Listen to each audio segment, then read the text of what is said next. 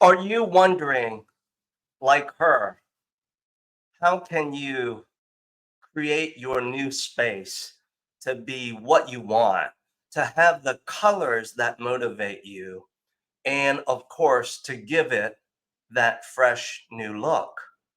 And if you might be thinking about, this is exactly what I want to do, and I'm about to purchase and acquire my next home, wherever that might be, whether it's your first home, your second vacation home, perhaps you, like her, you're wondering, who can help me with that project?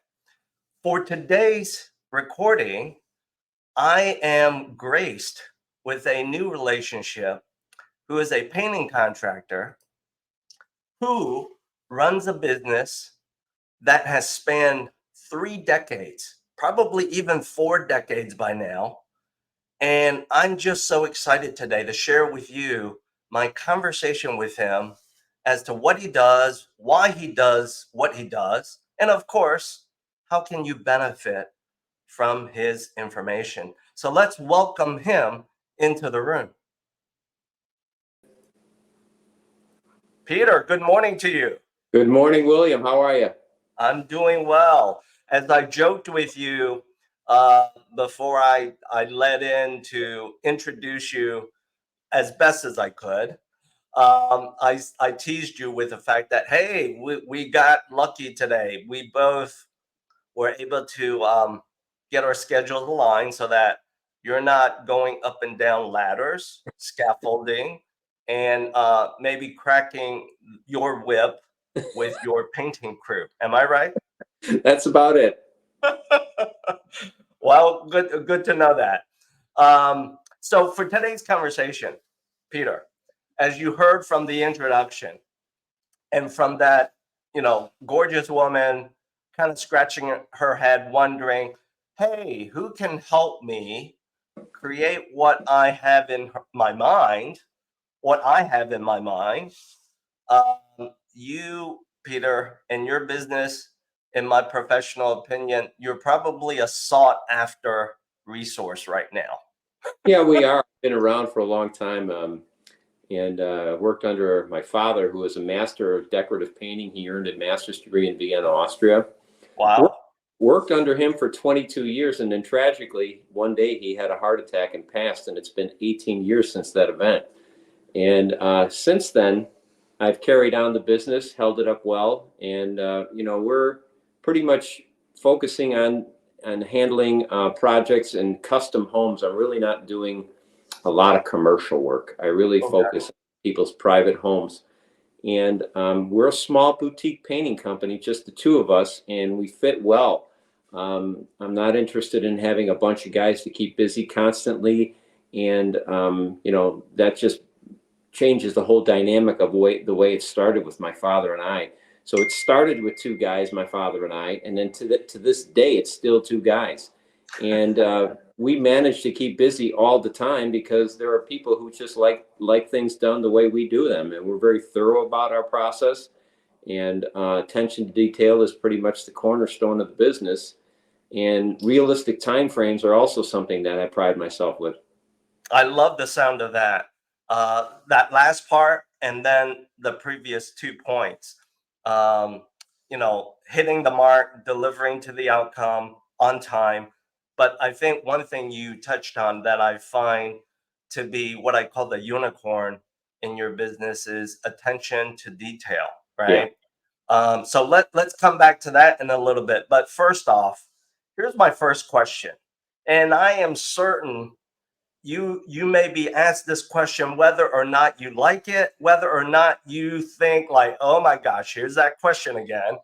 And the question is, when should someone hire a professional painter like you rather than do it yourself? Well, first of all, like any profession, and painting is a profession, Right. A professional painter has years of experience with a skill set that he or she carries around with them at all times. A do-it-yourselfer does not have that kind of skill set nor the experience to bring to the job. So therefore, you're just not going to be able to get as good of results. And let's face it, the end goal to any job is getting the best results and making the property home look its best. True. So if you have the skill set, you know how to go about it. And the tools are a necessity too. Believe it or not, in the painting business, it's not just a roller pan and a few brushes and you've got the tools. There's quite a bit involved. There's different scale ladders, there's scaffolding, there's spray equipment. The list goes on. I can just go on and on and on. And it even extends into the wall covering business because painting and wall covering are kind of brother and sister businesses. So we do both, and that's a very important thing for us to stay busy. But I don't want to get off track here, but when somebody wants to do a project, he or she really needs to ask themselves, do I have the skill set to do this? Right. Do I have the tools to do this? Right. And do I have the time to do this? And do it well? Yeah, I like that. And by the way, you know, I've asked that question of myself a few times with what I perceive to be some DIY projects that I could do around the house. And guess what, Peter? Here's the fun part, the funny part. Once you do something the first time DIY, guess what happens? You come to the reality, if you're smart, and realize that was a waste of my time. I need to hire someone. Yeah, and you know, you touch upon something that I think every homeowner that wants to do something themselves, you know, comes up against is after they're done with the project, what they've attempted to do, they look at and ask themselves a legitimate question and be honest with yourself. Does it look good? Answer it yes or no. There is no in between. So anytime you do something, you want to make sure it's done right and you really are proud of it. And also that entails having the skill, going back to what I was originally saying, of knowing how to make proper walls, ceiling repairs, repairs to trim, what products to use, sanding techniques, vacuuming to keep the job site clean. I can't emphasize cleanliness enough. If that's the one thing that I think many people say, that when we have first-time clients say, I can't get over how clean you guys are. And I simply say to them, the reason we're so clean is you can't do good work in a dusty environment. Okay, if there was just a quick vacuum effort is a very different than a very thorough vacuum effort. Then we go as far as after the vacuum effort, because the vacuum pulls up, say, 98% of the dust. There's 2% still there. Are we going to paint over it? No. We're going to take damp cloths and wipe the trim down so we get that last 2%. So we're down to the actual surface, okay?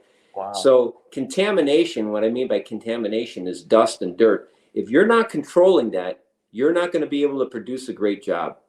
Yeah. You know what? You covered back to your personal focus of attention to detail. You just covered the next question, which I was about to ask you, which is, well, how do you go about preparing the environment and the job site? Because one thing I know, when I've attempted to do some things DIY, you know, the secret to the successful outcome, it's all in the preparation. So I love your very focused, maniacal attention to all of the details so that you give the clients the outcome that they want. Can we now pivot to this last question for our conversation today? Sure. And that is, it seems like that wall coverings are making a big push into the design of residential homes, primary homes, second vacation homes, and so forth. What's your opinion of how best to do a wall covering? Well, first of all, wall covering is truly for professionals only. I would never recommend a homeowner to even attempt to do wall covering because there are so many different types of wall covering. That being said, you really have to know how to address all the different types of wall covering that are produced these days. And a homeowner does not have any background or experience in even addressing how to do it. At the first stage, where do you begin? You ask yourself the question, where do I begin in this room and why do I begin there? There is a certain sequence of how the whole wall covering pattern comes together, so you can fall together in what we call in the dead corner, the most inconspicuous spots where prints come together. And then there are tricks on how to make that look like it actually blends together perfectly.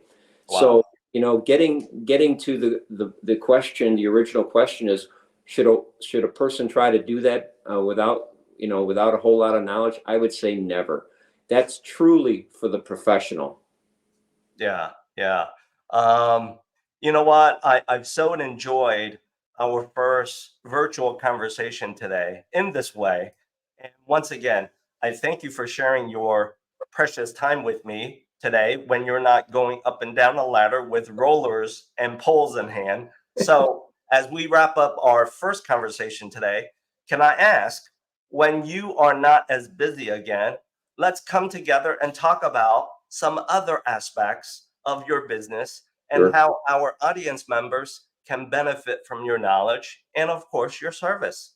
Yeah, be glad to do it, Bill. I never stop talking about work because here in my home, you know, I'm always looking to make sure that the home that I live in, my environment, is looking updated and looking as best as it can look. So it's something that's constantly, you know, in my mind and, you know, on my mouth and my tongue, and you know, we're always talking about this profession.